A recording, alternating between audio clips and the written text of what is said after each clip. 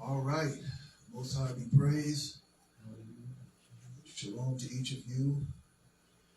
We want to greet you all in the mighty name of Yahshua, and we want to also welcome those who are joining with us by live stream in our Hebrew language class.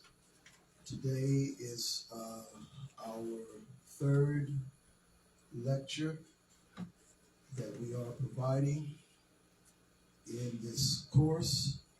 And for those of you who are joining us by live stream, we do ask that you get yourself a writing utensil and a piece of paper that you can jot down notes. Generally, we would provide outlines available on our website that can be downloaded. However, in this particular Hebrew class that I am teaching, I am doing it a little differently because I am combining both the ancient Hebrew lettering system along with the block script lettering system. So in doing that, we have created outlines that at this time we do not have uploaded. So for those who are joining with us by live stream, we do ask that you get pencil and paper, some type of writing utensil, so that you can take down the information. And by chance, if you would like to obtain the outlines that we have for the lesson, we ask that you would send us your email by our email. Our ministry email address is BIMCI777@gmail.com. Our email is BIMCI777@gmail.com. So for those who may want to obtain the outlines for this particular class, you can obtain that by sending us your email to our email address. At this time, we want to open in the word of prayer, and then we will begin with the subject we have for today. Abba Yahuah, we do thank you. Bless you for your kindness and your mercies toward us. We thank you, Father, for the opportunity to provide teaching in this Hebrew course, that it would serve the purpose of providing the student with the tools to understand the Hebrew language, its lettering system, and to be able to read the text to obtain a more accurate understanding of scriptures in order to perform your service in the earth. Father, we do pray that you give us wisdom and understanding, and give each student the ability to be receptive to the information that is being provided, that it would provide edification and information to be successful as they learn the language of Hebrew. We thank you, Father, in Messiah Yahshua's name. Amen. Amen. Now, I want to touch on a couple of things real quick before we begin this lesson. One quick thing I do want to say for those in the class, if you do not have an outline, you can obtain an outline. We have outlines always in the front row. You can find it on the seat in the front row so that you will be able to follow along in the class today. I want to make mention of the fact that we have covered the origins and history of the Hebrew language. We covered that in lesson 1. And in lesson 2, we covered ancient Hebrew, its lettering system, and we provided 3 charts.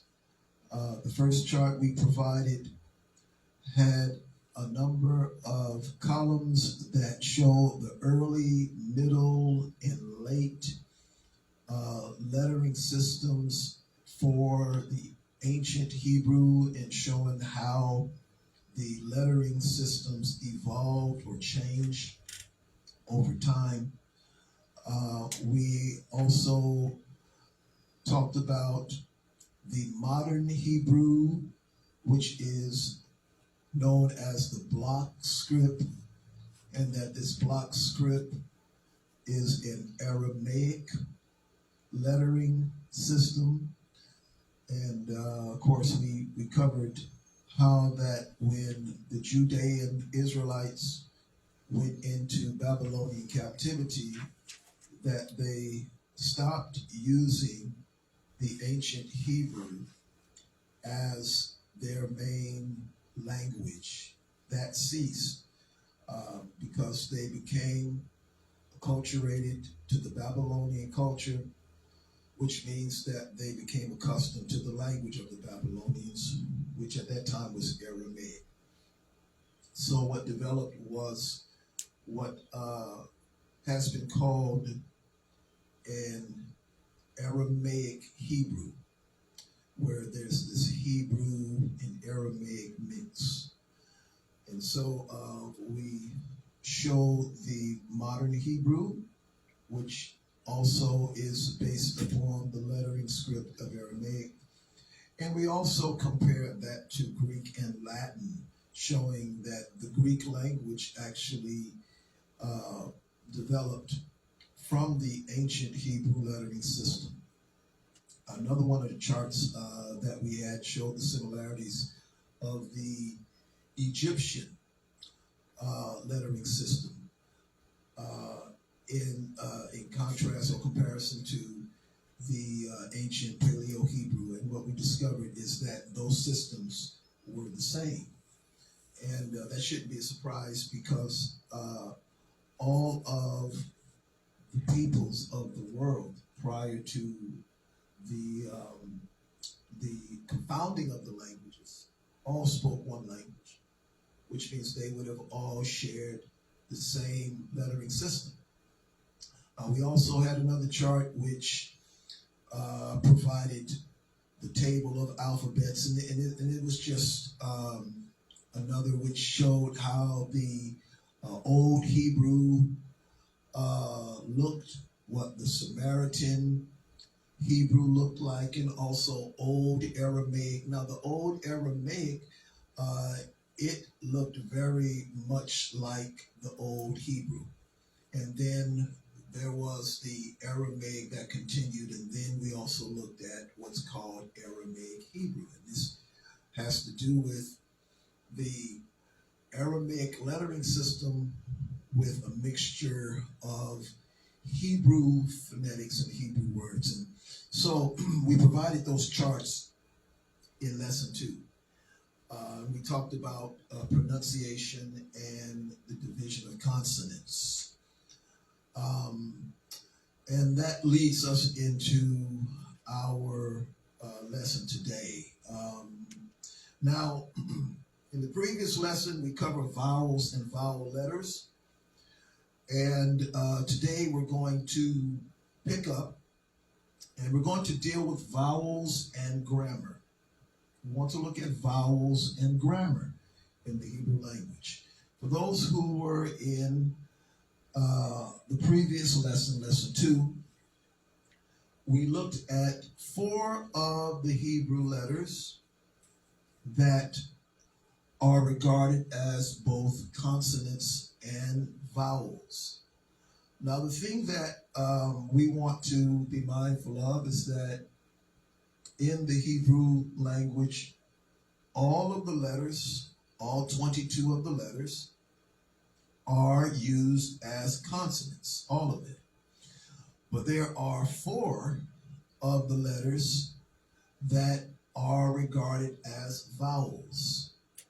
So depending upon where the letter is placed in a word will determine whether it will be used as a vowel or as a consonant. And it is very similar to how words are used in the language that we are accustomed to using in English. In most instances, letters that are used on the outside of a word, in particular at the beginning of a word, in most instances, are primarily consonants. And letters used inside of the word are primarily vowels. And to be quite frank with you, the patterns in English language with the vowels, such as consonant, vowel, consonant, it actually is derived from these ancient languages. So that's important for us to know. We discussed in the previous lesson that in Hebrew has vowels. And one of the reasons why we pointed out that in the Hebrew language that it has vowels is because there is a particular belief that exists among certain groups within the Messianic Israelite community that holds to a thinking that when you pronounce Hebrew words, that you only pronounce the consonants. And this particular practice and thinking, it comes from those who have disregarded the nikudot. Now, for those who may not be familiar with that term nikudot is simply the vowel designations that were created by the Masoretes when they were putting together the Masoretic Hebrew text. It's where you have the dashes, the dots, and the T, and other methods of describing the different forms for vowels in Hebrew, primarily from the rabbinic form of Hebrew and its pronunciation. Now, for those who reject the nikudot, the problem that exists is that they may reject the vowel designations used to preserve the way in which certain words are pronounced. One has to understand that just because they created that system, it does not mean that the Hebrew language does not contain vowels. All right, everybody understand that? Mm-hmm. Okay, and there's a strong movement, especially in those who are part of what is commonly referred to as the Hebrew Israelite movement, where there's the belief that you don't use any vowels at all. You pronounce all of the letters as consonants. So we had to emphasize very strongly that in Hebrew, the language has vowels. But what we have done is identified the letters that are the vowels in Hebrew. All right? Now, in a standard Hebrew course that is primarily taught from a rabbinic Jewish perspective, as I was taught when I took a course in Hebrew some years ago, we were told that all of the letters in Hebrew are consonants, and that there are no vowels, but that vowel designations will serve the purpose of pronouncing words with certain vowel sounds in them, whether it's the A, E, I, or U sound. All right? Those basic vowel sounds are common in all languages. All right? And in all of the Semitic languages that are sister languages to Hebrew, those vowel sounds are present. Now, how do we know? How can we confirm that Hebrew has vowels? So that we could kind of provide some information for those who have these strong dissents against the Nikudot. Well, Josephus, the historian, the Judean historian of the first century, he tells us that the letters that compose the name of the Almighty are for vowels. This is what he tells us. He records this.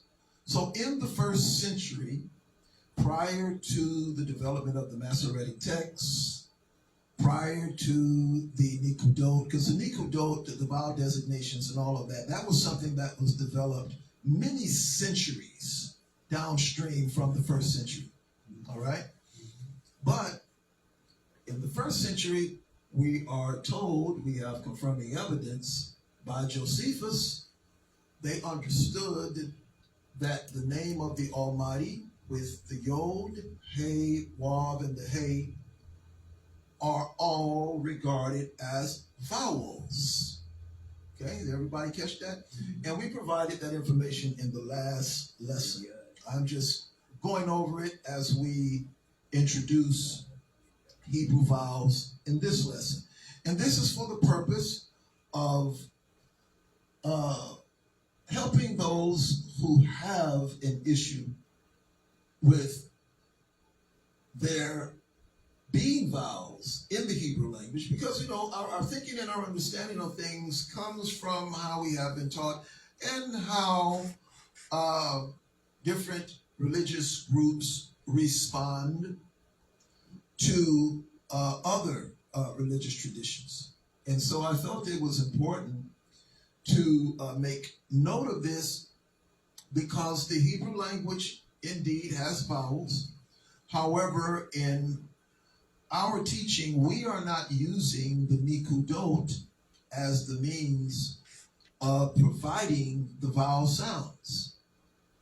We understand that there are letters that are also regarded and used as vowels. All right? Mm-hmm. So when we see these letters in a Hebrew word, we will then know how to pronounce the word a bit more accurately. Okay? So, the first section we want to deal with here has to do with Hebrew vowels. The 4 Hebrew letters double as consonants and vowels. And these are the following.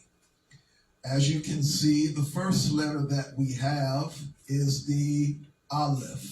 And I have listed both the block script of the Aleph and also the more ancient Paleo-style Hebrew of the Aleph. So if you see here, here's the Paleo form, here's the block script form. Yeah. Okay. The original name of the Aleph was actually called the L, or the L. Sometimes it's spelled in English A-L, sometimes it's spelled in English E-L, but it is the L. And as you can see, looking at the Paleo-Hebrew form of it, it is an ox head. Mm-hmm. And the ox is also called an L in Hebrew. So the same name that is used for the ox is also the same name that is used to refer to a mighty one, El. Whether you refer to the Most High as El, because the Almighty is referred to as El, and Eloah, and Elohim. He's referred to by those three terms. And the oxhead is the El. As the language continued to evolve downstream, the name Al or El became known as the Aleph. So we have both names, Al and Aleph. I am presenting both forms so that if you see the block script used, you'll be able to recognize it. If you see the more Paleo-Hebrew script used, you'll be able to recognize it. Now, this particular Paleo-Hebrew script that I'm using right here, it's more along the lines of what we would call the middle or the late ancient Hebrew. The more ancient form of the Hebrew is, it would have the oxhead a little bit more pronounced than that. All right? So, the Al or the Aleph can be a glottal stop, or a silent pause, or like what some would call a short A sound. All right? And the vowel sound of it as a vowel would be the ah. Okay? So the Aleph as a vowel has the ah sound. All right? The next Hebrew letter that is used for a vowel we have is the Hey. Here is the block script Hey. Here is the more ancient Hebrew Hey. Now, the most ancient form of the Hey looks like a man standing up with his arms raised. That would be the more ancient form. Like if you were to look up above this screen here, where we have the name of the Almighty. If you see, you have the Yod, which is an arm with a hand, and then right next to it, you have a man with his hands raised up. Mm-hmm. That's the most ancient form of the Hey. The middle, or what we would call the late form of the ancient Hebrew of the Hey, looks like this. It started to use a little bit more of a cursive type of script, and you can see where it has these three arms here. The two on the outside will be represented as a man whose hands are up. The middle would represent his head and neck, and this longer portion, it would be that way, but they put it to the side. It just has to do with the cursive form of writing that they started to do as time went along, but this is the Hey. Now, the Hey as a consonant has an H sound, ha. That is the consonant sound for the Hey. And you would pronounce it as a consonant when you see the letter at the beginning of a word. Anytime you see the Hey at the beginning of a word, you would pronounce it ha. That makes sense to everyone. However, as a vowel over here, the Hey as a vowel has an eh sound. An eh sound. The E as in eh. Not the E as in E, the E as in A. Or like A. Okay? That's how it would sound as a vowel. So the Hey also acts as a vowel. All right, can you scroll it down? The next letter is the Wav. The Wav. Now, the Wav is what we would regard as a tent peg. it looks like a tent stake where the bottom part of it is straight and the top part of it has two arms going out, sort of like a Y. Everyone knows what a Y looks like, right? Take a Y and extend the leg down a little further. It looks like a tent peg or a tent stake. Okay? Now, this more paleo form of it, this is like a cursive Y. Yeah. You see that? Okay. But this is a form of the Wav. All right? The more ancient form would have the leg from the middle going down. The block script, at least in this printed form, is just a straight line, but more appropriately, it would have a hook right here. It would have a little overhang right here. That's how it will look, and that will be the Wav. So this is just the printed form. It's not the exact printed form of the block script, because the exact printed form looks like that. That's what it would look like, basically. Now, the Wav has the W sound as a consonant. As a consonant, it has the W sound, like as in water or wash. That's how you would pronounce it if you have this letter at the beginning of a word. Be wa. Everybody get that? Mm-hmm. So if you see the wav at the beginning of a word, it will be pronounced in the consonant form. But as a vowel, the wav will not have the w sound. It has two vowel sounds that it can make. It can have either the O sound or the U sound. O as in O as a vowel, U as a U as a vowel. Everyone's familiar with A, E, I, O, and U as vowels. Remember, many of us learned that as children who went to school in elementary school. At least I remember that. Yeah. Is that the vowels are A, E, I, O, and U. O and the U are the vowel sounds for the Wav. That's all right? In the middle of a sentence. Yes, exactly. Okay. In all words, vowels are pronounced in the middle of a word. And sometimes at the end of a word. But not at the beginning. Never at the beginning. The beginning of words always starts with a consonant. Does everybody get that? Yeah. Now, there is an exception to that rule, and I have to say that. And the exception to that rule is when the name of the Almighty is pronounced. And the reason why that is the case is because, as we have been told by Josephus, all of the letters of the Most High's name are vowels.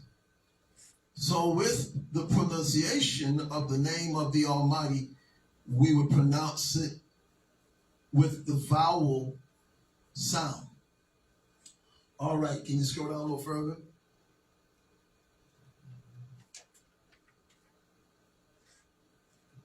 Keep going. Yeah, bring it up. All I want to have is just the yod at the top. Oh, you want me to go up? up? Yeah, go up a little more. Yeah, right there is fine. Okay, so the last letter that we have of the four letters which are used as vowels, we have the yod or yod. The original name of what is commonly called the yod is the yod. And the yod represents a hand. It's a hand. That's the name for hand. Yod. And the term yod is a name that came along sometime later, but it means the same thing. It still means hand. The Paleo-Hebrew form, in this instant, it gives you a cursive type of the Yod, but the more ancient form of the Yod, if you look up here at the top here where we have the name of the Most High,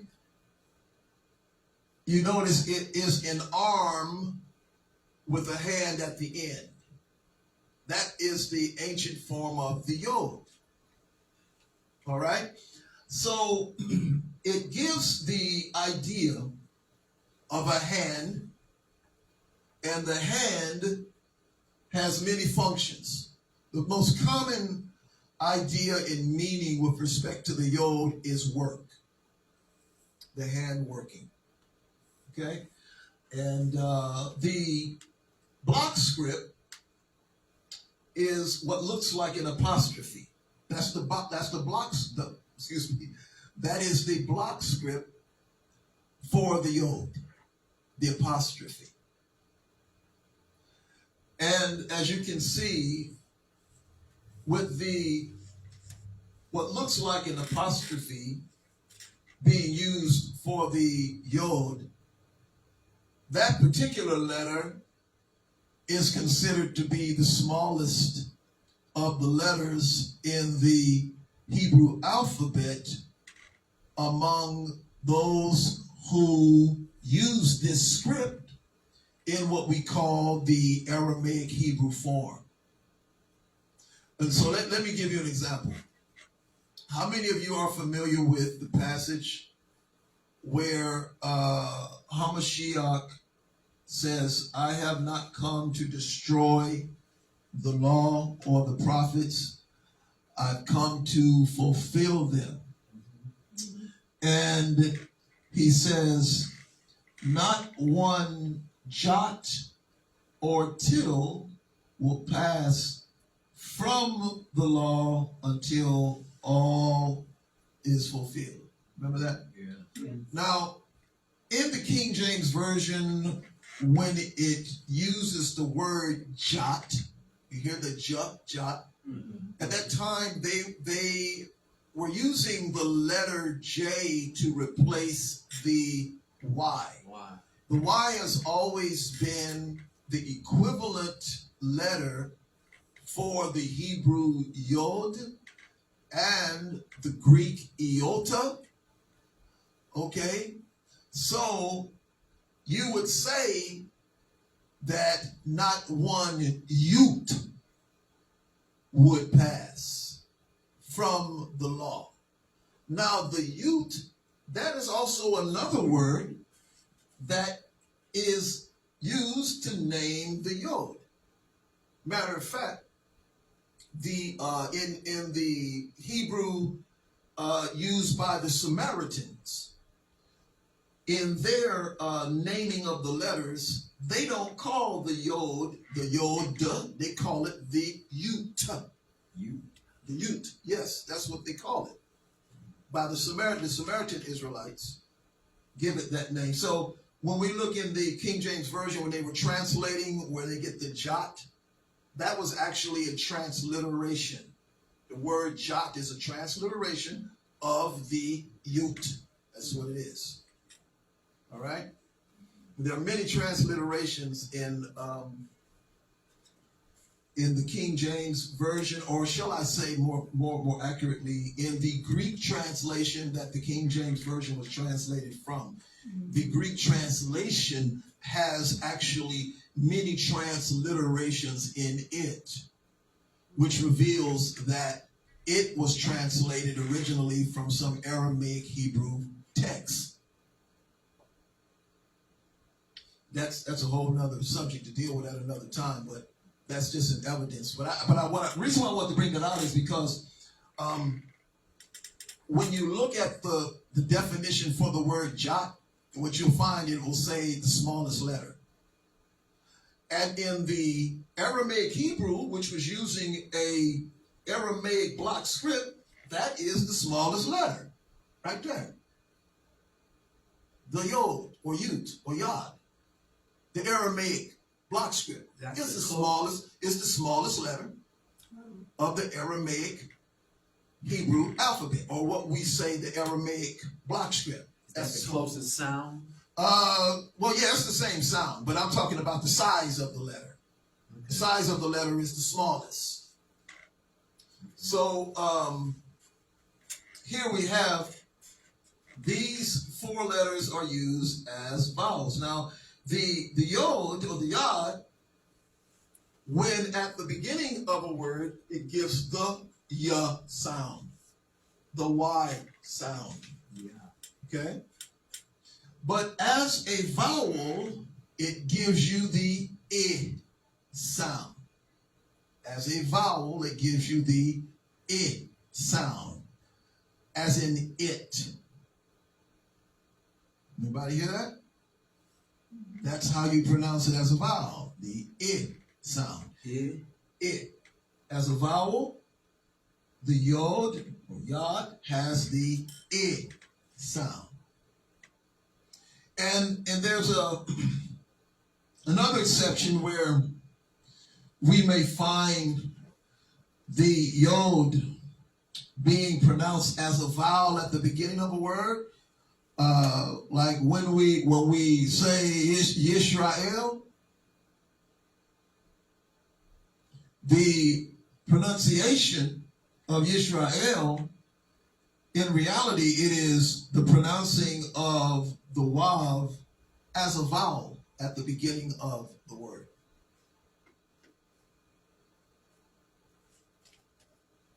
Now, one of the ways to confirm that is when you look at the Greek translation of the Hebrew text. When you have a Greek translation from the Hebrew text where you see the name Israel, you will see the iota being used in the Greek language. And or it would be more appropriate for me to say the iota, not iota. So oftentimes we anglicize words when we hear them, but in the Greek language, there is no such thing as an I sound. There's no I. No, you say it. The iota, it is pronounced as it. It's iota. A short vowel. Yeah, it's iota. You don't say I. That's not there in Greek. So if somebody say iota or I this, no. That's not the way you pronounce it in that language. All right? You understand that? A lot of times when we read words and we hear people pronounce words, and if we're not familiar with the language and how letters are actually pronounced, we really butcher the language of others. So I'm trying to be careful not to butcher the language. But I did want to say that when the Hebrew was translated into the Greek language, the Judean Israelite scholars that did the translation in 280 BCE, the way that they preserved how the names are supposed to be pronounced is by the way that they chose the letters to use that would preserve the sound of the name in the Hebrew. Because in every instance where you see the yod used at the beginning of a word, of a Hebrew word, when it is translated into a Greek name, it is not always pronounced in the same way. Some words in the Hebrew where you see the yod, all right, it may be pronounced ya, or it may be pronounced eh. For example, if you take Yeshayahu, for example, Yeshayahu, if you translate that name into Greek, what you get is Azias. It has an it for the beginning of the word. Yeah, because That's how it's being pronounced. That's how the yod is being pronounced as a not an it. But if you have Yisrael, you have the iota being used as the letter at the beginning of the word because they want to make it as the as the beginning of the sound for Israel. So you see whether or not it's going to have more of a consonant use or more of a vowel use. We see that a lot when we see the translation of names. And I don't want to get too ahead of myself, but I just wanted to state that there are differences in how the letter yod is pronounced, both in Hebrew and when it is translated into the Greek. So it's important that we understand that difference. And the reason why I'm bringing this point out is because when you look at the Greek translation of the Hebrew, that's where you're able to have evidence of these differences. Someone might say, well, how do you know?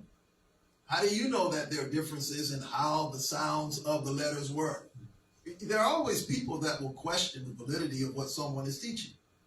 And the reason why we teach in the manner in which we do is because of the evidence that is in the scholarship. When you look at a translation that has been provided from one language to another, and you see the same letter, but when it is translated, there's a different sound for different names. Well, that's because in the language, they pronounced it differently. That makes sense to everybody. Okay? Mm-hmm. Yes. Why is some Hebrew Israelites say that there's no vowels and they pronounce Yahshua as Yahuah? Okay. Well, Yahuah would be the way in which the Almighty's name is pronounced. It's Yahuah. That's all like consonants. Yahuah. Yeah. Okay. Whereas if you're going to say the Almighty's name and you use all vowels, it will be Yahuah. Yahuah. And when you say it fast, that's how we get Yahuah. Okay. That is the yod as an I. Mm-hmm. That's the vowel. Mm-hmm. The hey as an ah. That's the vowel. The wav as a u. That's the vowel. Okay. The hey again as a ah. That's the vowel. You see the vowels. Mm-hmm. So it's Yahuah. You say it fast, and it's the Yahuah. That's how you get Yahuah. Because the Yah is going to give you that Yah sound. You just can't help but say the Yah. Even when you put the Yod and the Hey together, because of the way the pronouncing of the vowels are, you're going to come out with Yah. So they're both Yah. right. Yeah, they're both right, but you pronounce with the vowel. Yeah. You understand? Yeah, you pronounce with the vowel, but you will come out with Yah because it's just the way when we make sounds, that's what will come out if you say it fast. But that's different from Yahuah. Those are consonants. So what we have to understand is that there are vowels. Now, in answer to your question, the reason why there are those who do not believe that there are any vowels is because of a negative look on the Nikudot, on the Masoretic vowel designations that were added to the Hebrew text when they created the Masoretic text. Those who have the belief that the Masoretes corrupted the pronunciation of the scriptures by adding the nikudot, hold that there are no vowels in the Hebrew language. It is what I call an extreme response and an extreme perspective. Because the response is these vowel designations in the belief of those groups corrupt the Hebrew language. Therefore, they are not to be accepted, and they conclude that the Hebrew language has no vowels. Now, another reason why I believe that the case is that they believe that there is no vowels is based upon the way in which learning Hebrew is presented. If you take a course in Hebrew, a standard course in Hebrew, which is structured primarily based upon the rabbinic Jewish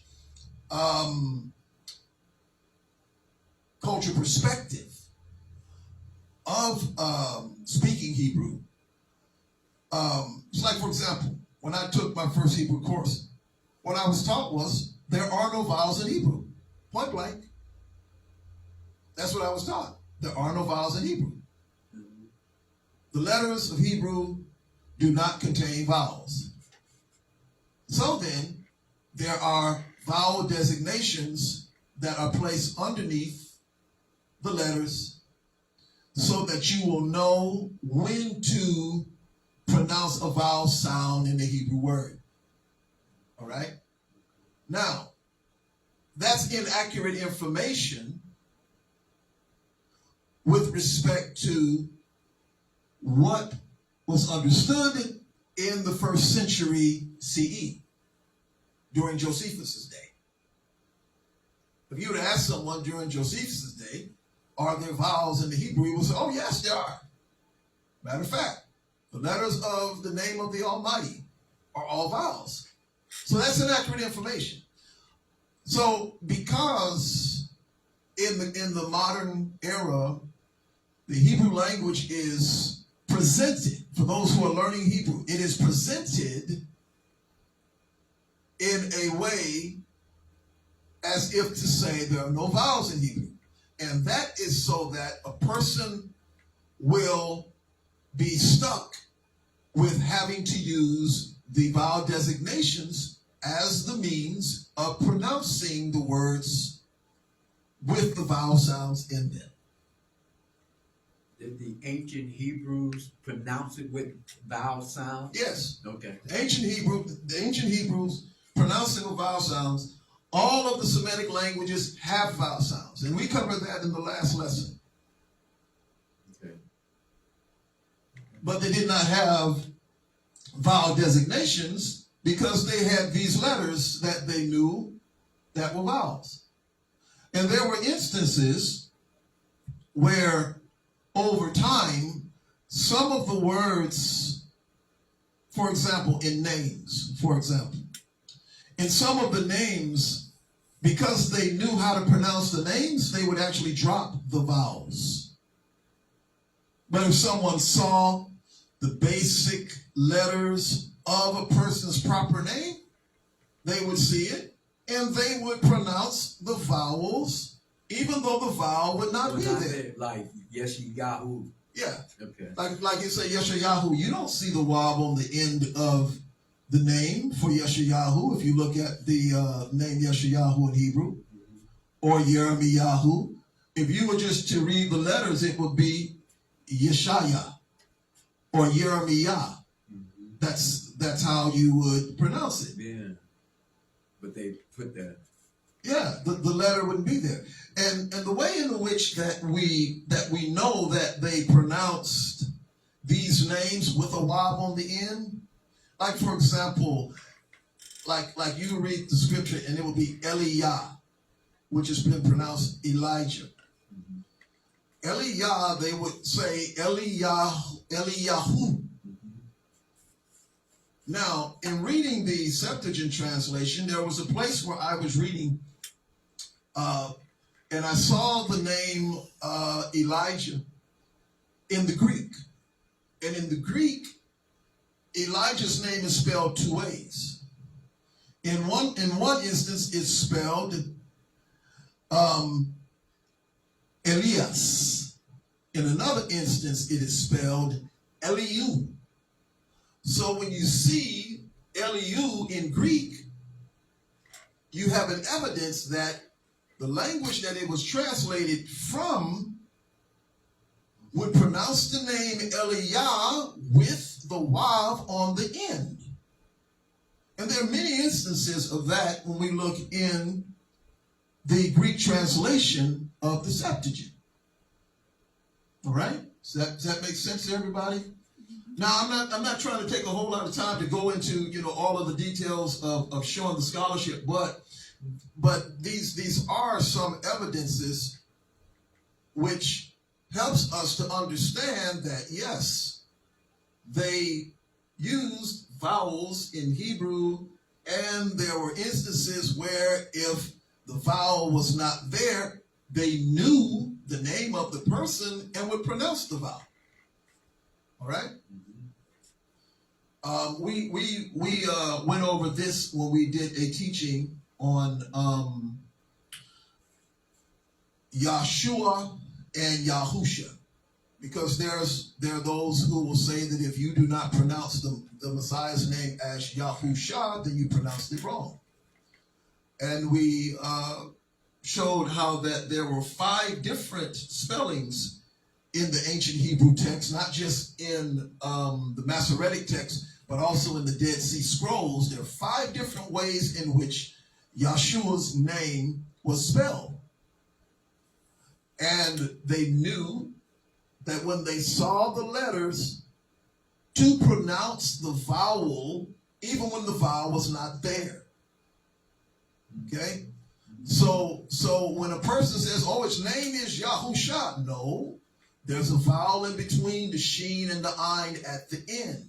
And there are places all throughout the manuscripts of the Masoretic text and of the Dead Sea Scrolls where you'll see that the wav is in between the sheen and the ayin, which gives you the shu'ah. Even though in some other instances it might have the sheen and the ayin, which will have the shah at the end. That's not the way it was pronounced. And that's one of the reasons why when the Masoretes were putting these vowel designations down, they wanted to make sure that the Judeans, when they read the scriptures, would, for the most part, pronounce the words properly in the manner in which they had been pronounced throughout many of their generations. Does that make sense? Mm-hmm. All right? Because they had a history of dropping vowels. And I went over that in a lesson that we did about a month ago. That's something that was commonplace. Excuse me. Drop a vowel. Excuse me. Drop of vowels was something that was commonplace. Shortening names was something that was commonplace. These are just things that happen in culture when you have names. Mm-hmm. Your name is Joseph, we're going to call you Joe. It's commonplace. All right. I'm going to move along. Scroll it up just a little bit. Also, with respect to the vowels, the wav and the yod are 2 of the most commonly used vowels in Hebrew words. So in Hebrew words, you're going to see the wav and the yod used as vowels very often. You'll see those vowels used in words. When the wav appears at the beginning of a syllable, it will use the consonantal wa sound. So at the beginning of a word, the wav will sound like a W. The same with the yod, which will use the consonantal Y or the ya sound when at the beginning of the syllables. And that's in most instances. That's not every single instance for the yod. But it's just about all instances for the wav. When the wav is at the beginning of a word, it's going to have a what sound. It's going to be used as a consonant. Another type of vowel is the implied vowel sounds. Basically, the implied vowel sounds are those vowel sounds that will be heard in a word that has two consonants. For example, this means that the vowel is not written, but is necessary in order to pronounce the word. For example, an example of this is the word which consists of the letters, the bait, and the resh. So what we see over here in the corner, the very corner, we have a Paleo-Hebrew bait and a Paleo-Hebrew resh. And that consists of two consonants of the B and the R sound, and cannot be pronounced without a vowel in between them. So if you take the B and the R sound, you're going to get bar. Bar? Yeah, if you put the B and the R together, you get bar. Okay. That's what you get. Bar. Now there is no vowel in the middle of it, but when you pronounce the word, you will hear the vowel ah there. That's an implied vowel. That's there. All right? Now what we want to do, we want to look at gender. Gender. Can you scroll it up? We want to look at gender. We've just looked at Hebrew vowels. Now we want to look at gender. So in the Hebrew language, there are two genders. And those genders are masculine and feminine. And when we look at language, language is always determined based upon culture. It's based upon how the culture understands things and what's the philosophy of life of the culture. So when it comes to Hebrew, Hebrew language is in two genders. It's either in masculine or feminine. Note, there is no neuter or neutral in the Hebrew language. Now, the reason why I'm making special note of this is because when you go and look into the Greek language has both masculine, feminine, and neuter or neutral. You catch that? Mm-hmm. They have all three. Okay? And there's a reason why in the Greek language and in the Greek culture, they have all three. When we look at language, you cannot dismiss culture and the practices of a culture from the language. All of it has an impact. The belief system has an impact. The practices of the people have an impact. When you deal with gender within the Greek culture has male, female, but it also has the middle, so to speak. All right? And I'm not going to go into detail of the middle. But I'm just being honest. It's true. Within the framework of the Greek culture, we have the rise of both male and female in one. No, it's the truth. But all of this stems out of culture. When you deal with language, you have to also be mindful of culture as well, and how that attributes to language. In some languages, certain words don't exist because of the culture. All right? Like, for example, in Hebrew language, there's no such thing as coincidence. There's no word for that in Hebrew. That's right. Okay? There's no such thing as coincidence. You know how some people say, oh, well, that was a coincidence. No. Because in the philosophy of the culture, the concept is everything is ordered by the Creator. So there are no coincidences. That's right. You understand?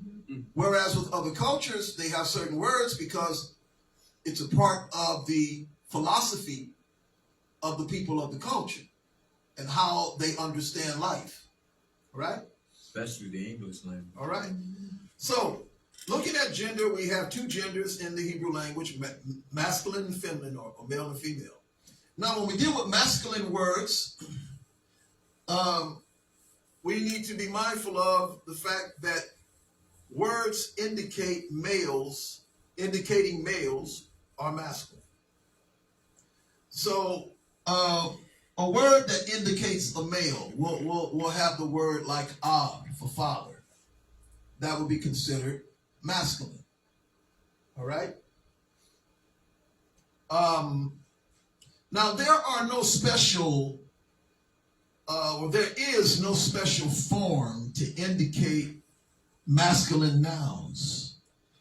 So what do I mean by that? What do we mean by that? That there's no special form to indicate masculine nouns. In other words, there's nothing special in most instances to identify a word as being masculine. However, the absence of the tav and the hey at the end of a word usually, but not always, indicates a masculine gender. In other words, if you don't see the tav at the end of a word and a hey at the end of a word, about 90-something% of the time, the word is masculine. Okay? This is just something to be mindful of. With reference to identifying a masculine word in the Hebrew when you look at the word. Okay? Scroll it up. Now, feminine words. Feminine words are a little different. And of course, words indicating females or words that describe females are feminine. Okay? Now, feminine nouns, however, are recognized by the endings of the tav and the hey. So if you see the hey on the end of a word, it is a feminine word. If you see the tav on the end of a word, it is a feminine word. Okay, you get that? Now here's the tricky thing about Hebrew words, because even though a word might be designated as feminine,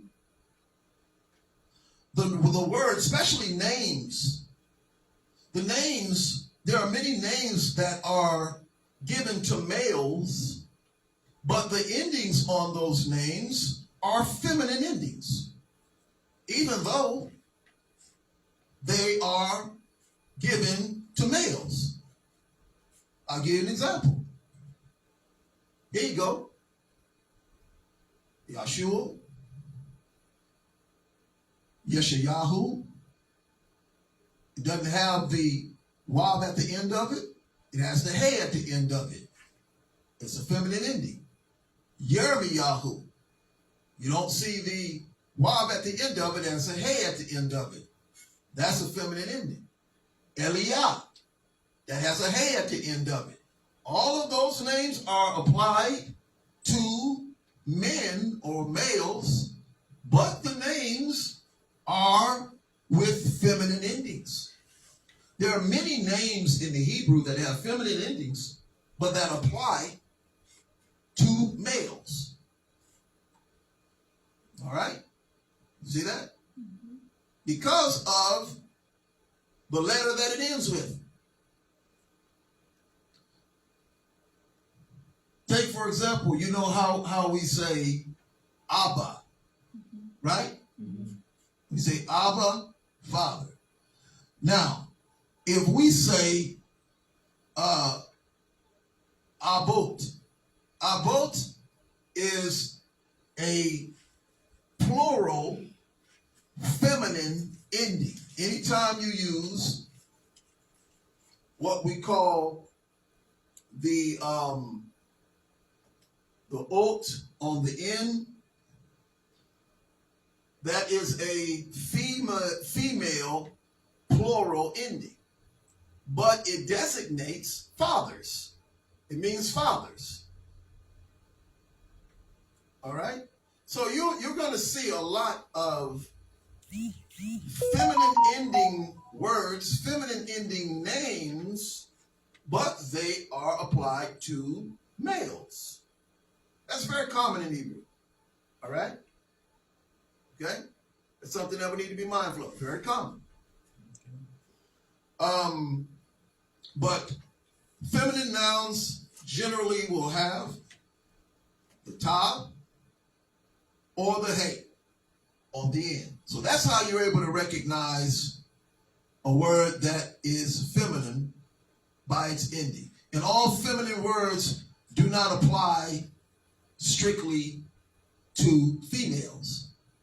Okay? These are some important things to be mindful of. Okay? And the reason why that's important, especially, and I think I'll say this, is because how many of you familiar with Jesus, the translation, the Greek translation of Mashiach's name? We're familiar with Jesus, and then from Jesus you get Isus, and from Isus you get Yesus, and then from Yesus you get Jesus. Originally, in English, before they put the J in there, the Messiah's name was pronounced Yesus. Okay? That's what it was in English first. Now, many people have a problem with pronouncing the name of Jesus or Yesus and Iesus, and they'll say it's a corruption, it's corruption, it's corruption. It's not a corruption. But seeing that we're talking about feminine endings on names that are given to males, we'll take Yahshua. All right? Yahshua in the Greek, if they were to translate Yahshua with the in Greek language, if you have an ah at the end of a word, if you had that sound at the end of a word, ah in Greek, that's feminine. Okay? I want you to catch this.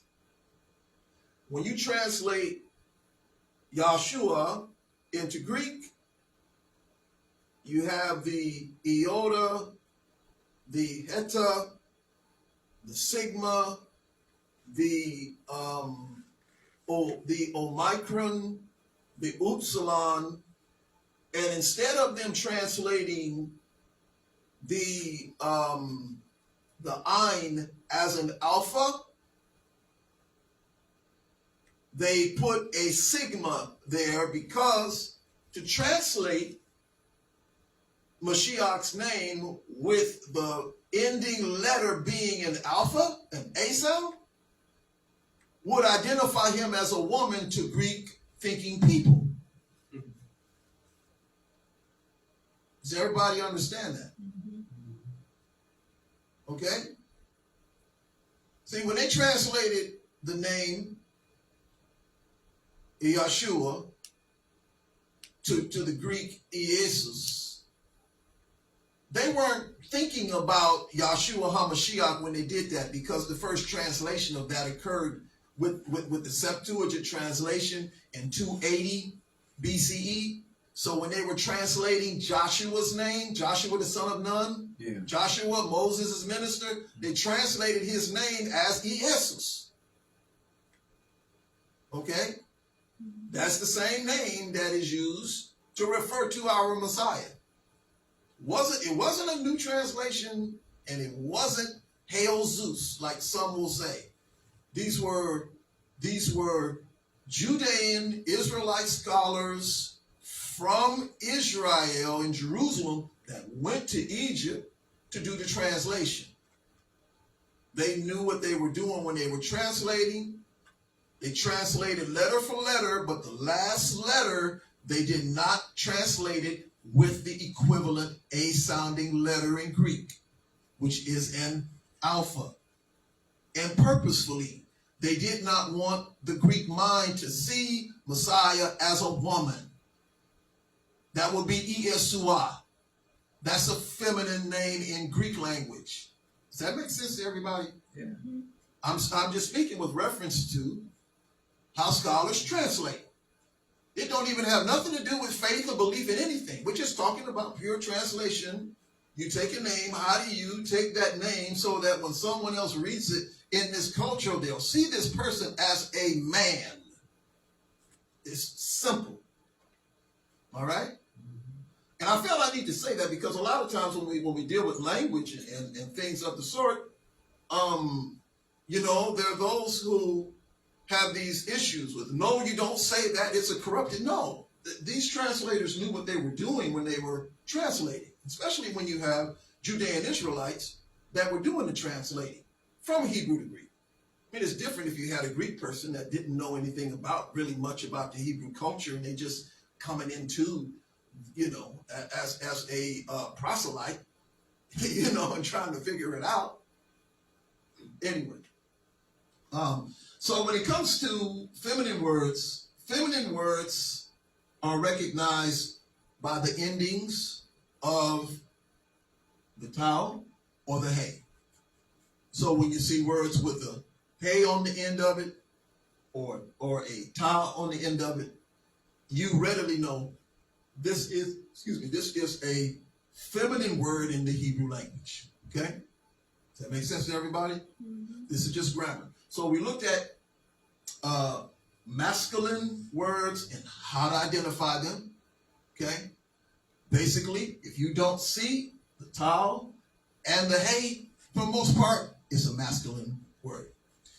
Now, we want to look at the conjunction and. Can you scroll up a little bit more? The conjunction and. You know, just as in any language, you have words that will denote something else. So the and, like Yahushua and Jacob went to the sanctuary. Okay. So how do you denote the and in there? So the way that you denote the and in there, and the way that it is expressed, usually in Hebrew, is by the wav. You use the wav. And what you do, you put the wav in front of the noun. Whether it's the name of a person, whether it's the name of an object, whatever it is, you put the wav, or it might be placed in front of a verb or an adjective. Sometimes that happens as well. And we're going to look at this here in the Hebrew in a moment. But in order to express the word and in a sentence, you take the wav and you put it in front of a word. So when you put it in front of the word, you don't put it in front of the word and it's standing off to the side of the word. You attach it to the word.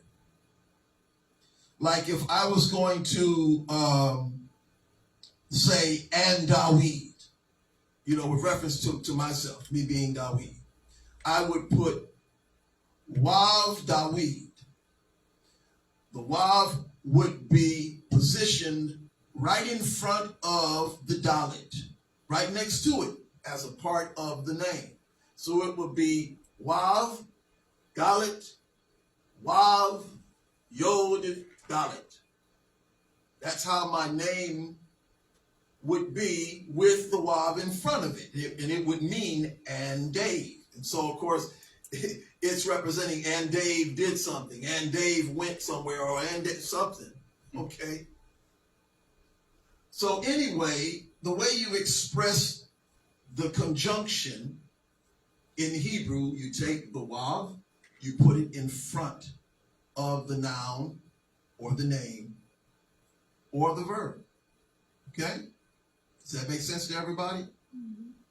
And we're going to want you to practice on these as you are developing your writing skills for writing the Hebrew letters. Want you to get some practice in to put the conjunction in there. Now, let's go to the definite article, the. Like the man, the overseer, the deaconess, the zakin, definite article, the. In order to express the in Hebrew, the noun is prefixed with the hey. So what you do, in this case, you do the same thing like you did with the wav, except you take the hey, you put the hey in front of the noun. That's what you do. You prefix the hey in front of the noun if you want to express it as the whatever. Okay? And also, in this instance, it does not stand alone. It has to be positioned right next to it as a part of that word. Another thing we need to note is that in Hebrew has no word for the indefinite articles a or an. You know how a person might say a man, a woman, a piano, an organ, those kinds of things. There is no indefinite article for using an a or an and. That's just something that you add in. Like if you have a word there, say like you have the word Caleb. Now, Caleb is a person's name, but the word Caleb also means, it is also the word for dog. It is. It's the Hebrew word for dog, Caleb. So if I say Caleb, that can mean dog, it can mean a dog. Either one. Okay? Because there is no words for indefinite articles in Hebrew. That makes sense to everybody? All right. So make sure you keep your notes, because you want to make sure that you have that information there so that you can understand the differences. All right? Because sometimes when you read translations and when you see a translation, you might say, well, it has the word a here, or it has the word and there. And then you want to go look and see if that word is there in the Hebrew. You're not going to find it. You get it? Mm-hmm. Okay? And there again, those who have not had a course in Hebrew, they're not familiar with that. They think, oh, well, I'm just fine with my Strong's is also concordance. I'll find that word in the Hebrew. It's not there in the Hebrew. Well, I don't see it where it's not there in the Hebrew. Why? Because there are no indefinite articles of a and an in the Hebrew. Does that make sense? Mm-hmm. So these words that we may see when we're reading a translation in English, they're there so that it makes the understanding of what we read easier for us to understand, because of the language that we're accustomed to. All right? Does that make sense? All right. So, as we wrap this up, this is the last portion here, and as you know, our classes have been at least an hour and 15 and 20 minutes, and I presume they're probably going to be like this until we finish the course, because there's a lot for us to cover. But what I want to show here is how the definite article is used and also the conjunction is used. So if you look right here at this word here, this is the wav. Normally it looks like that with a little lip right here at the top, but in this case, the way it's printed, that's the wav. All right? The wav is in front of this word here. This word here is pronounced with the yod here. It's called yeshama. you put the wav here, and it would be wa shama. Wa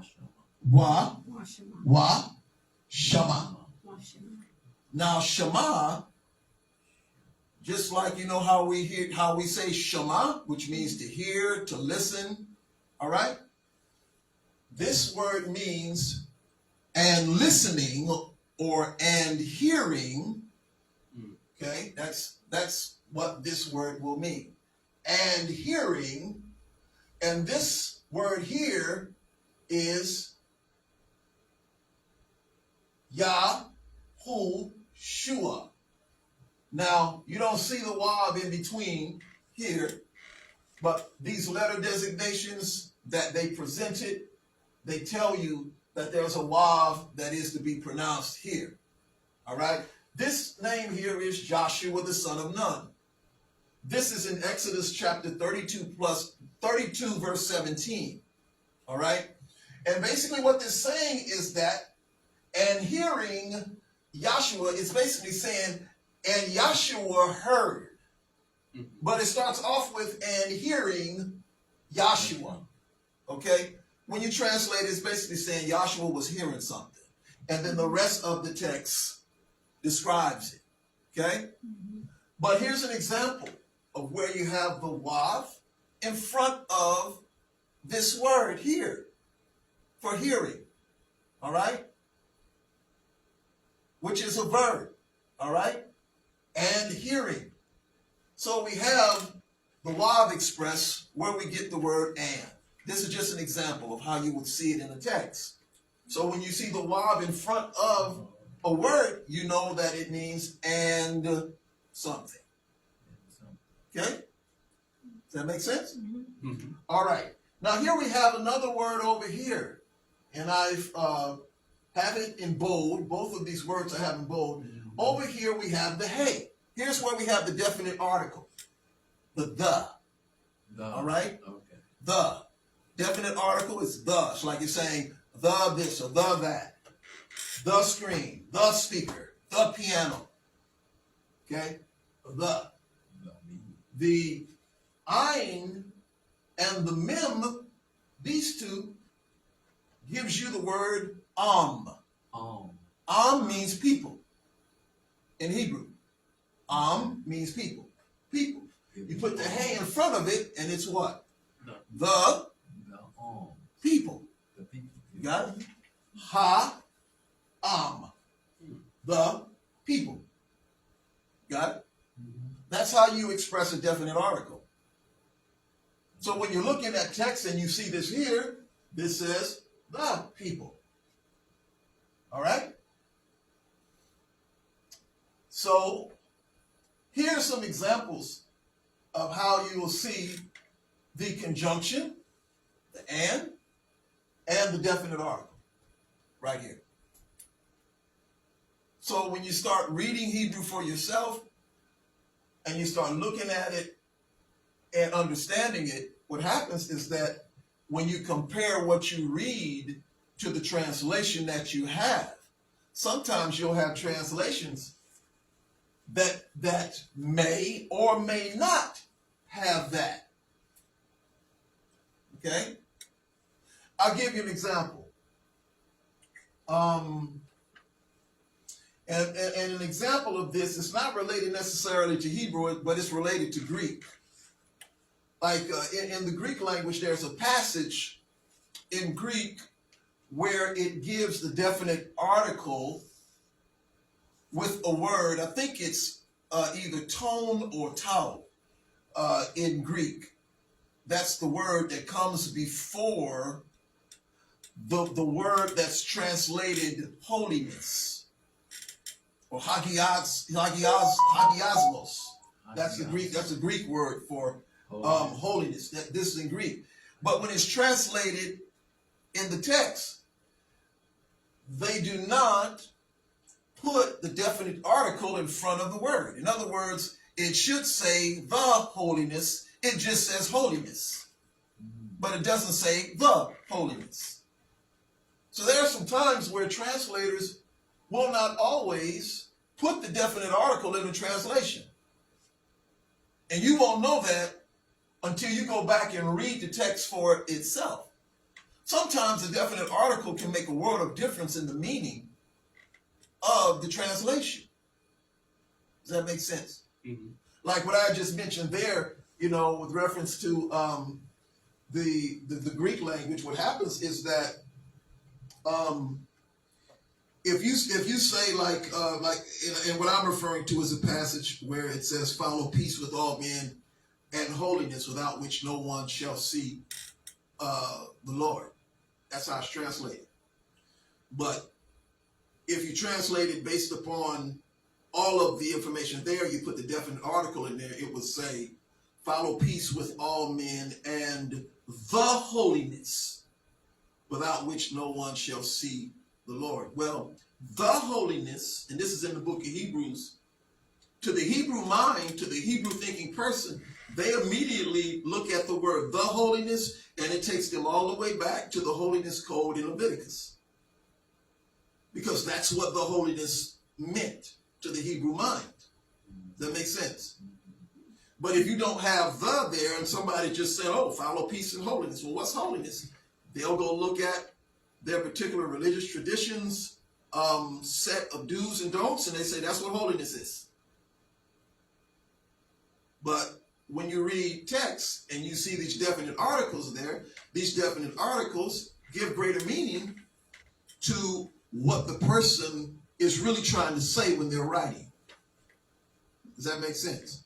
So you got to really be careful. Like even in Hebrew, you know, if you don't have this definite article expressed where it says the people or somewhere else. Now, whether it's the people or people, you know, there's not, the message is still being conveyed the same in this instance. But it is good to make sure that when text is translated, that it's translated properly. And so these are just some things about the grammar, so that you'll be able to see it as you read it. All right, and that's all we have. Any questions?